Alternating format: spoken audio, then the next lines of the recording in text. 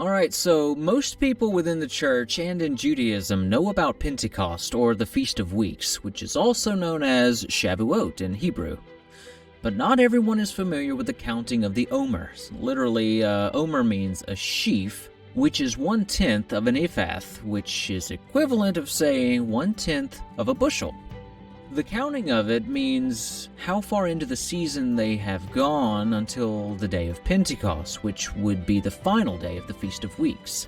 The first day of the counting of the Omer essentially is known as Firstfruits. And if you've ever heard of Firstfruits, you might have heard it probably from Jesus being the first fruits of the resurrection, and that's true. And the thing about all of this is, the whole thing, you know that Jesus is the Lamb of God, right? Well, he became the Passover lamb. This feast was celebrated thousands of years before Christ had been born. So, all of this is actually foreshadowing a lot of future events. But in the case of today, we're going to look mainly at just Passover for a brief moment and Pentecost. So we get the word Pentecost from Greek, and it means 50. Leviticus 23:15 and 16 says, "From the day after the Sabbath, the day you brought the sheaf of the wave offering, count off 7 full weeks. Count off 50 days up to the day after the 7th Sabbath, and then present an offering of new grain to the Lord." They were instructed to count the days after the first cut of the first fruits, which is like saying the first cut of barley.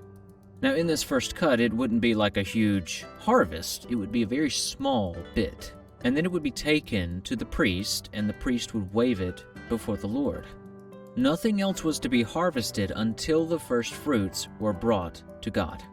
And there's a lot of spiritual significance in all of this, especially like giving, essentially, to God the first of what you get.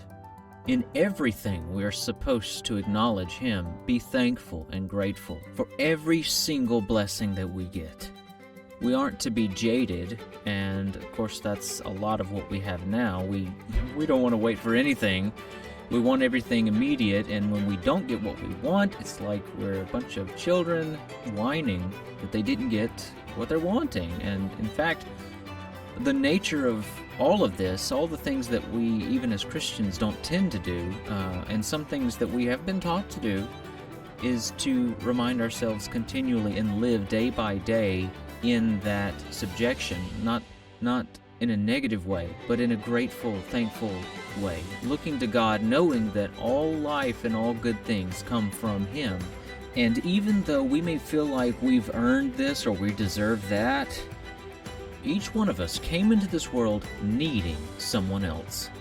So I have more in-depth information about all of this. Of course, I've done a huge study on it, not just recently, but over the course of my adulthood, and some even in my teen years. But I don't want to keep going on this recording. I plan to do a much more in-depth video at some point in the future about both Pentecost and the Passover, and going from one to the other, and the substantial importance of all of it, and some things that you've maybe never heard of.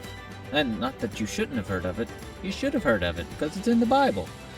But, a lot of things just get missed and overlooked, and, we just try to live in the New Testament a lot, but all of it is based on the foundation of the Old Testament and what came before what we know through Jesus. Not to say or diminish anything about Him, for He is the Word itself, so never would I do that. But I hope you enjoyed this, and if you have any questions, feel free to let me know. If you have a discussion about it, I'd love to hear it, and I hope you have a wonderful rest of your day.